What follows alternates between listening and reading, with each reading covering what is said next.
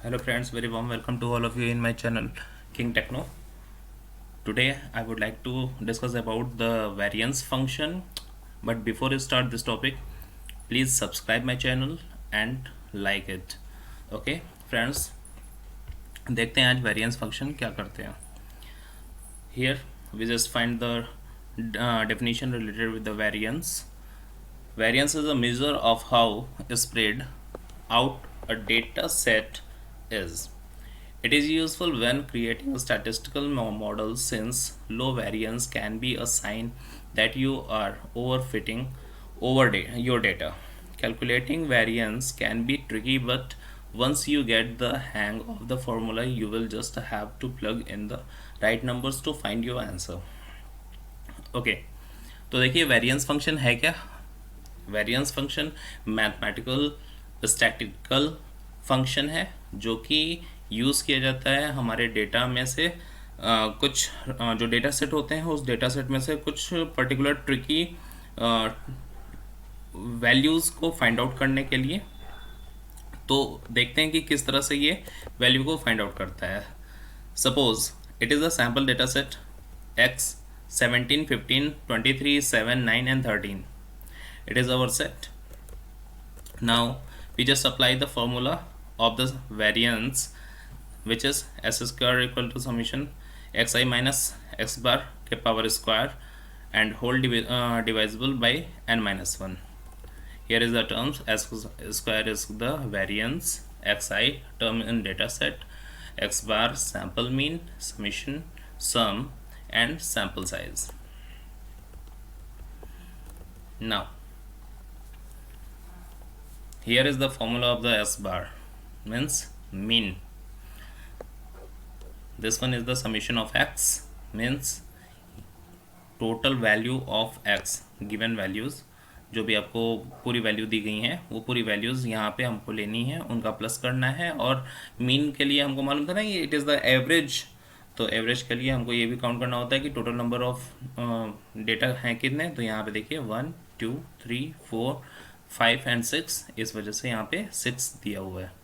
ठीक है, तो इन सब के सम करके उसको डिवाइड बाई 6 कर देंगे. The value is 14. तो ये हमको एक मिल गया मीन. ओके, नेक्स्ट हम अप्लाई करते हैं एक्स आई माइनस एक्स मीन. तो x I means the terms which one is the 17, 15, 23, 7, 9 and 13.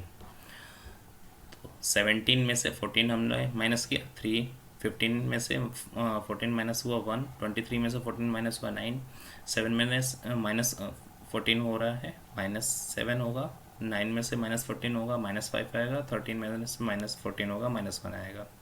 तो here guys we find this term. यहाँ पे हम लोग को वैल्यू मिल चुकी है. अब हम नीचे चलते हैं एंड हियर अगेन हमको उनका स्क्वायर करना था.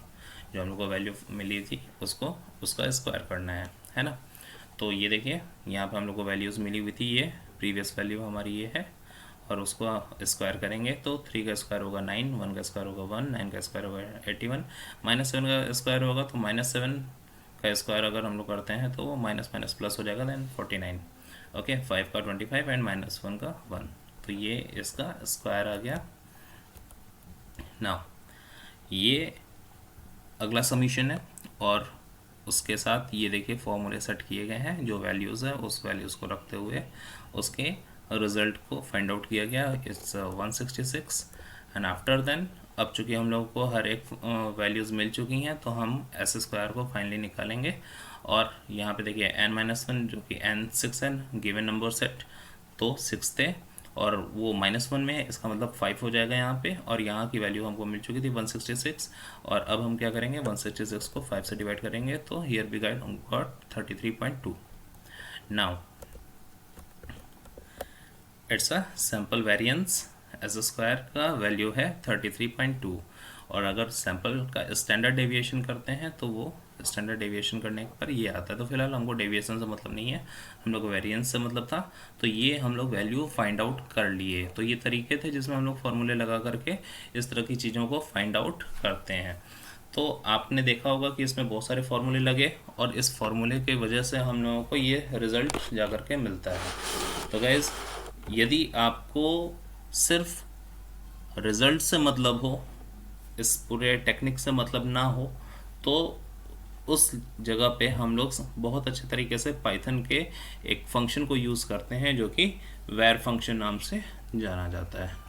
ये वेरिएंस फंक्शन होता है और उसको हम लोगों ने यूज़ करना होता है सिंपल तरीके से। अगर हम लोग अपना जो भी डेटा सेट हमने दिया हुआ है उसको डेटा फ्रेम में रखते हैं, उस डेटा फ्रेम को उसमें यूज़ कर लेंगे और जो वेरिएंस फंक्शन है उसको उसमें लगा दिया जाएगा, तो रिज़ल्ट हमारे सामने अपने से आ जाएगा। इतने फार्मूले लगाने की ज़रूरत नहीं पड़ेगी। तो यहाँ पे देखिए आप और दिखाते हैं। ये देखिए हमने एक डेटा फ्रेम तैयार किया हुआ है, इंपोर्ट पांडाज एसपीडी, हमने डिक्ट इक्वल टू नेम ये लगा दिया, डिग्री ये कर दी, स्कोर ये कर दिया, एज ये कर दिया, सैलरी ये कर दी। तो इतना हमारा डेटा फ्रेम है। इस डेटा फ्रेम ये डिक्शनरी के फॉर्म पे था, इसको हम लोगों ने कन्वर्ट कर दिया डेटा फ्रेम में डीएफ। तो डेटा फ्रेम हमारा अब डीएफ नाम से जाना जाएगा। हमने प्रिंट करके देख लिया एक बार, प्रिंट डीएफ। देखिए कॉलम वाइज जो है वो वैल्यूज़ आपके सामने प्रिंट कर दिया है। नाउ देखिए वेरिएंस फंक्शन जो है वो हमने यहाँ पे यूज़ किया और वेरिएंस फंक्शन को हमने एक्सेस 1 पे यूज़ किया है। तो एक्सेस 1 कॉलम वाइज होता है तो वो इस पे अप्लाई होता है एंड उसके बाद देखिए रिजल्ट्स आपके सामने ये बन रहे हैं। और अगर आपको देखना है कि ये रिज़ल्ट बने कैसे, तो फिर वही चीज़ होगी, ये पूरे फार्मूले ये वैल्यूज़ ले करके जाइए, उन फार्मूले पे अप्लाई करिए, उसके बाद फिर जा करके उसके रिजल्ट्स को निकालिए। तो इन्फॉर्मेटिक्स प्रैक्टिसेस में एज अ क्लास 12th हम लोगों को इसकी ज़रूरत नहीं है। हम लोगों को बस ये पता होना चाहिए कि वेरिएंस फंक्शन है उसका यूज़ कैसे किया जाता है। तो ये वाली चीज़ें जो हैं वो इससे रिलेटेड होती हैं। हियर गाइस क्वांटाइल फंक्शन एक क्वांटाइल फंक्शन भी है जो कि परसेंटाइल पे डिपेंड करता था कि हम इसमें ये देखते थे कि अगर हमारे पास 20 स्टूडेंट हैं तो 20 स्टूडेंट में से अगर 0.25 स्टूडेंट्स जो हैं उनका हमको लेना है तो उसका क्या स्कोरिंग होगा। अगर हम 50% का लेना चाहें तो उसका क्या स्कोरिंग होगा, 75% का लेना चाहें तो उसकी क्या स्कोरिंग होगी। इस तरह से करके हम लोग क्वांटाइल कर सकते थे, ठीक ना। तो ये उस फंक्शन को यूज़ करते हैं। देखिए बस हमने क्वांटाइल लगाया, डीएफ क्वांटाइल, और यहाँ पे हमने क्वांटाइल को बता दिया कि कितने कितने नंबर के हिसाब से हमको चाहिए, ठीक ना। और एक्सेस 1 पे चाहिए तो एक्सेस 1 के हिसाब से हमको चीज़ें जो हैं वो ऑटो सेट मिल गई। तो ये फ़ायदा है पाइथन का जिसमें हम लोगों को रिज़ल्ट डायरेक्ट मिल जाते हैं सिर्फ उसके लाइब्रेरी फंक्शन का यूज़ करते हुए। हियर गाइस अब हम लोग वेरिएंस फंक्शन को ख़त्म किए और क्वांटाइल फंक्शन को भी हम लोगों ने देखा। अब हम यहाँ पे बात करते हैं कि कुछ हम लोगों के और छोटे फंक्शन होते हैं, जैसे मिनिमम फंक्शन था, मैक्सिमम फंक्शन था, काउंट फंक्शन था, सम फंक्शन था, ठीक ना। तो ये सारे फंक्शंस जो हैं अगर उसको हमको अप्लाई करना हो एज अ कॉलम, तो एज अ कॉलम हम उसको कैसे अप्लाई करते हैं, ठीक। तो ये देखिए जैसे यहाँ पे मिनिमम फंक्शन है, हमने इसको यूज़ किया है मेन फंक्शन को, और इसको हमने यूज़ कहाँ किया है, हमने अपने डेटा फ्रेम में सैलरी नाम का एक कॉलम बनाया है और एक एज नाम का कॉलम बनाया है। तो हम चाह रहे थे इन दोनों में एक बार में ही ये अप्लाई हो जाए और दोनों की मिनिमम वैल्यूज़ हमारे सामने निकल के आ जाए। तो देखिए यहाँ पे हमने सैल लिख दिया है और यहाँ पे हमने एज लिख दिया है। हियर गाइस आपको बता दें कि जो भी हम लोग यहाँ पे लिखते हैं इनके सिंटैक्स आपको ज़रूर याद रखने होंगे। तो सिंटैक्स को ज़्यादा फोकस करिएगा कि किस तरह से वो लिखा जाता है, कैसे लिखा जाता है, ताकि रिजल्ट आपके सामने आ सके। देखिए कॉलम नेम है, कॉलम नेम के सामने यहाँ पे हमने कोट्स लगाए हैं, कॉमा लगाया है, फिर दूसरा कोट्स चालू हुआ है और यहाँ पे हम लोगों ने दूसरा कॉलम नेम लगा दिया।